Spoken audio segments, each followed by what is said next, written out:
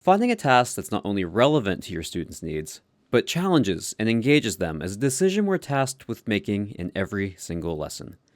So get ready to add some fundamentally rooted tools to your teaching bag of tricks while practicing your movement analysis skills in this Tech Talk with the always awesome Mark Aiken. In addition to being the co-author of the Teaching Children Snowsports Manual, Mark is an Eastern Region Children's Examiner as well as a fellow member of the Alpine Development Team. Please enjoy this episode of Okemo Tech Talks, brought to you by the Okemo Ski Ride School. And what is a fundamental-based bag of tricks? Well, a fundamental-based bag of tricks is based on what your student is doing, right? So, in other words, you have to watch your student ski. A fundamental-based bag of tricks is based on the fundamentals.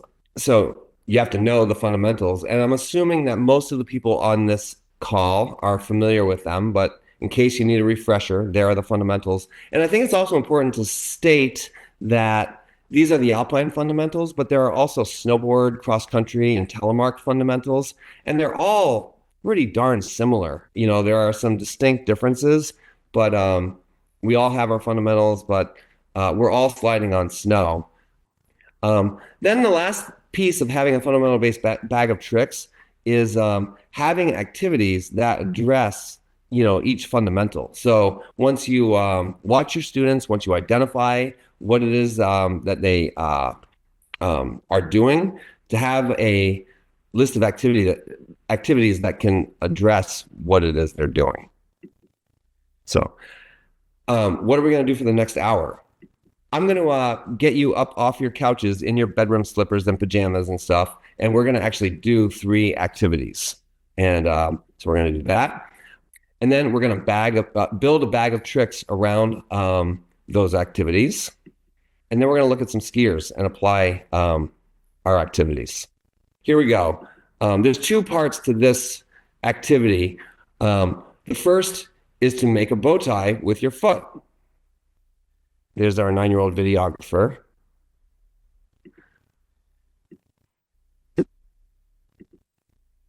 I think the most important part of this activity is the fact that you saw where we're pivoting around. We're pivoting around the center of the foot, not around your heel. You're not making a pie shape. You're not pivoting around your toes, but you're pivoting like around the middle of your foot. Great. Part 2 of this activity is right here. If people are ready to turn our legs like we're making bow ties under a quiet, stable upper body. The other thing that I'll mention about this film shoot was the fact that the videographer insisted that I smile while I was doing these. So if I look funny, like I'm being yelled at to smile this entire time. My question here is, what fundamental does this activity most address? And so we'll put up a poll. There we go. But rotational movements is running away with it for sure. And I completely agree with that. So, awesome. So that right there is a static activity that go ahead and raise your hand and tell me if you've ever done this with students on the snow. I definitely do. And but now, in the spirit of building a bag of tricks, in the chat, what are some other activities that we could do, like say when we're moving with skis on, that address this same fundamental, the rotational movements? Brian says hockey stops, definitely. Totally, yeah. I see garlands, J-turns. Pivot slips. Falling leaf. Warren says he does this statically and then he moves to doing them while moving. Absolutely. Side slips, hockey stops. Garlands, J-turns, side slip, hockey stops, pivot slips. Great. So here's what I would say. That is quite a list of activities that we could use to address rotational movements. And if you are a note-taking type, you could run to this chat, jot that stuff down, and you've got yourself quite a list for the next time you feel like a skier in one of your groups needs to work on leg rotation. Any of these activities could certainly work. So do you see what we're doing here? We use the static activity and then we built a bag of tricks around that fundamental. Are we ready for another activity? I am. All right. These are doorway leans. So I see some doorways behind you all. I think one of the points is that if you look at my feet, they're getting on edge. And at the beginning of the video, I was doing it one way. Towards the end, I was doing it another way. I was going to say, I think the difference between how you do it in one part and the other, the difference in how you do it in the other is pretty interesting to highlight. Can anybody identify the difference between different ways he's doing it in this video? Tipping, ankling. Yeah. The question is, what fundamental does this movement highlight? Does someone that chose edging want to tell us why they think edging? I chose it because it looks like you end up doing inclination and angulation to go from side to side. Yeah, I did edging as well. Just, leaning more pressure on your little toe, big toe. This, gives you more edge pressure. Yeah, I would say that, if you look at the feet in the video, they're going from edge to edge, are they not? So, I think you have a strong argument. But I would also say the differences in how you edge can affect that lateral pressure, right? What the last speaker mentioned about, some are inclining. Like, I think what you can sort of look for is what part of the body is moving across in order to get the skis or the socks on edge. Right now, it's like the shoulders are moving. Like if you look at my neck is moving from side to side. Down here, the hips. Who chose lateral ski-to-ski pressure and directing pressure towards the outside ski? Because if we use the upper body to tip to put the ski on edge, it directs the pressure to the inside ski and we lose the outside ski. Uh-huh. So you were saying that, like if I were a skier, that would be something that I would need to work on. Absolutely. Yeah, I definitely agree with that. Let's go back to the chat and let's all put up some other activities that we could do moving with skis on that also address edging. Railroad tracks, sort of the ultimate in edging movements. Falling leaf, side slipping, 1,000 steps. And we have one more activity to share, the rocking horse. I was really being yelled at to smile in this one.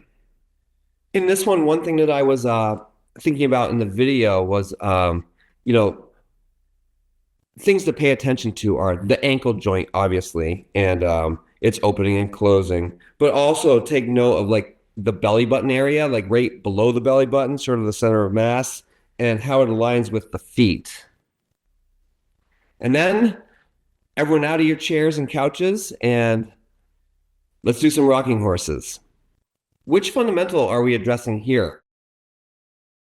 Okay, I think we're pretty well in agreement here. We're working on fore aft pressure, and we're flexing and extending our ankle joints. We're moving our center of mass, and controlling its relationship to the base of support. So nice. No arguments here.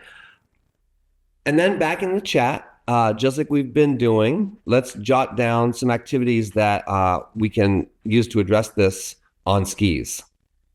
Wheezy, tell me about basketball.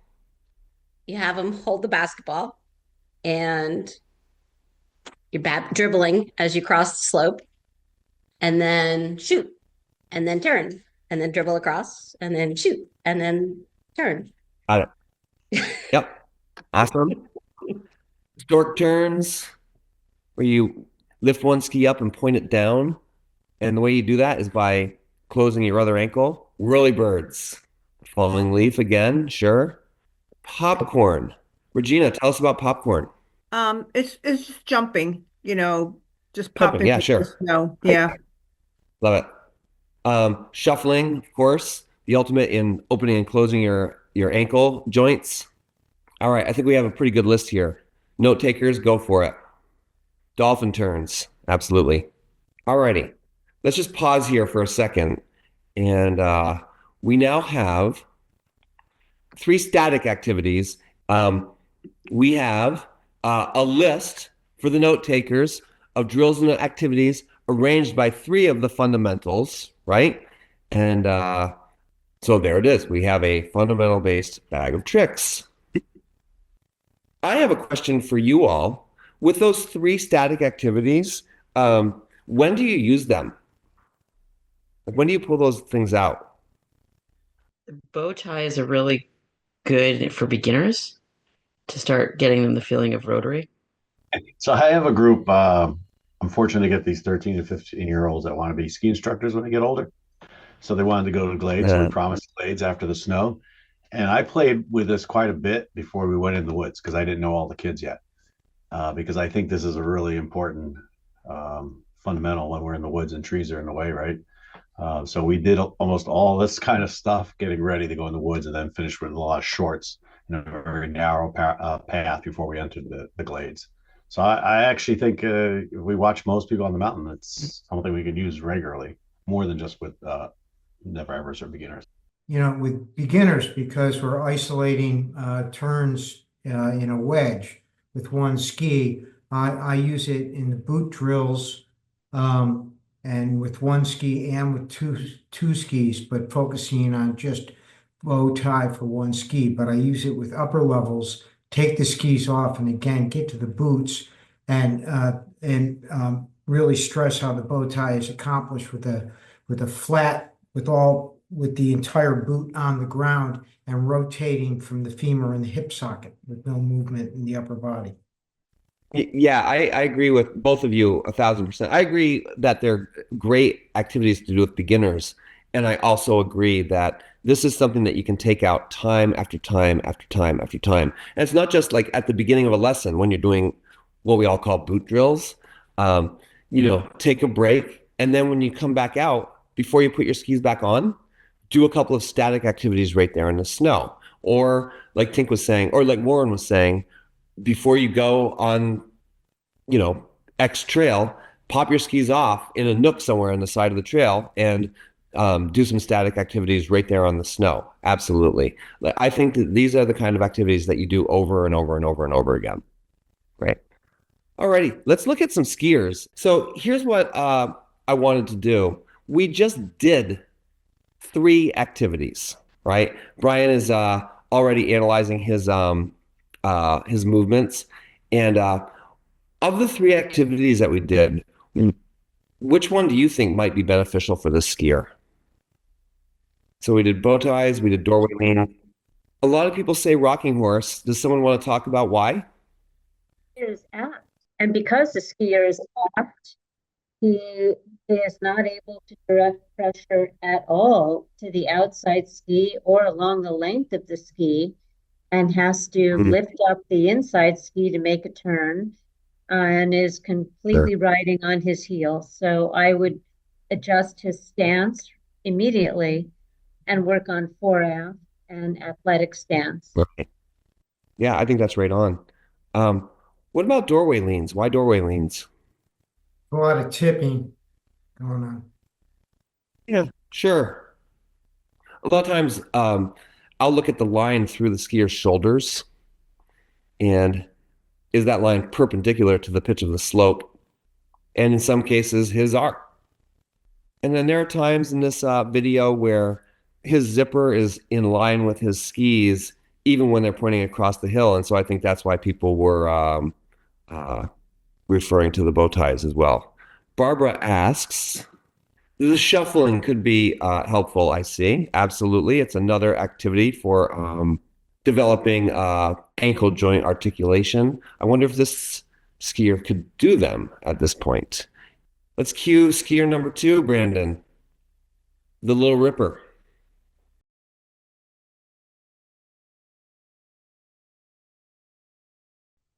Pretty good.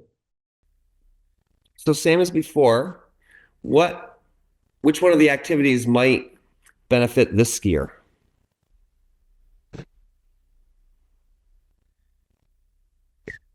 All right, so a lot of people are talking about doorway leans. What do you see that makes you think that activity might be beneficial?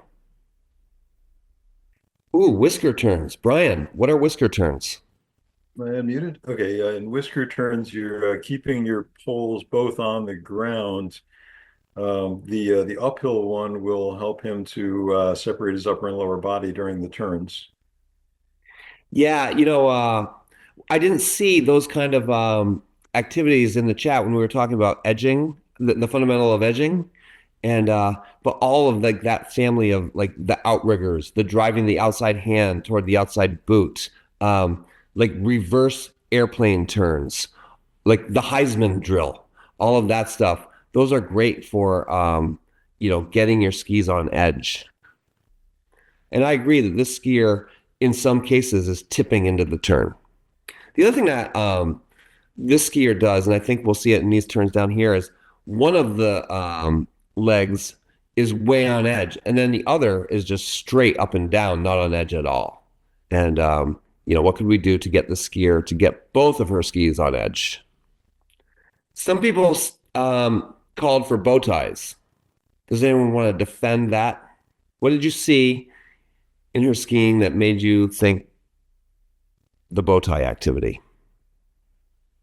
I'll take that, Mark. I mean, to me, I agree she's not edging as well as she could be, but predominantly what I'm seeing is no upper or lower body separation. Her whole body's turning with the skis.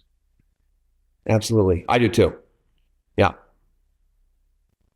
So when her skis are moving across the hill, her jacket zipper is pointing in the same direction as them.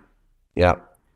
So I'd like to see more of a C-shaped turn than kind of a controlled C-shaped arc throughout the arc of the turn and the Z-turn aspect that you can see in those last ones especially. And so bow ties fits in there for me.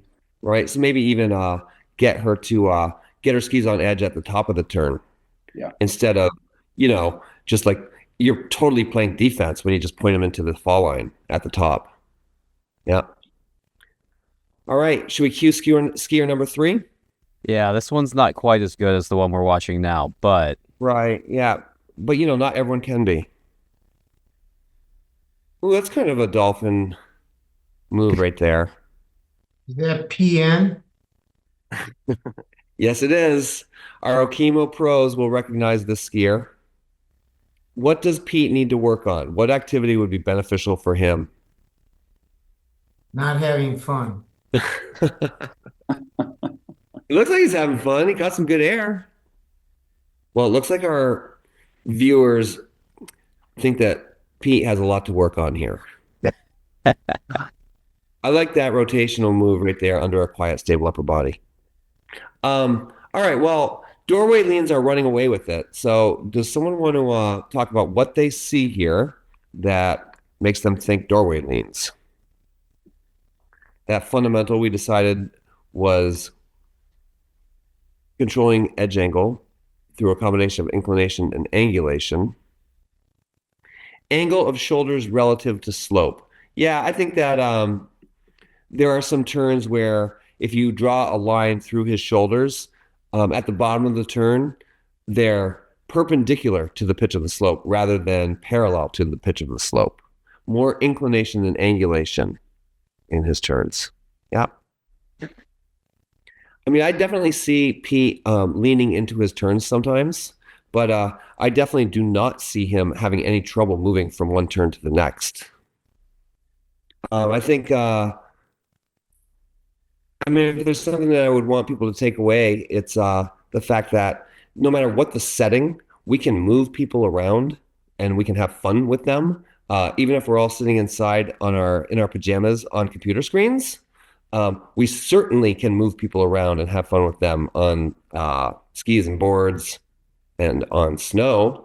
And then, people ask me, I have a reputation as being a kids instructor, a kids guy, and they're always asking me for games and activities. Like, I need tricks. And my question to them is, what is the skier doing? What do they need to work on? And then there are 50 million, well, not 50 million. There are a lot of activities that you can do with them. And then what you do is you look at the skier that's in front of you and you tailor, say, J turns, for example, to that student in front of you so that it's engaging and interesting and exciting to them. And those are your games and activities. So that's how I do it anyway. I'm so excited and honored that you made time in your evening for me. I really appreciate it. I am grateful to Brandon, who organizes this amazing webinar series. Thank you so much, Brandon, for all your efforts here. It's really a cool thing that you've got going.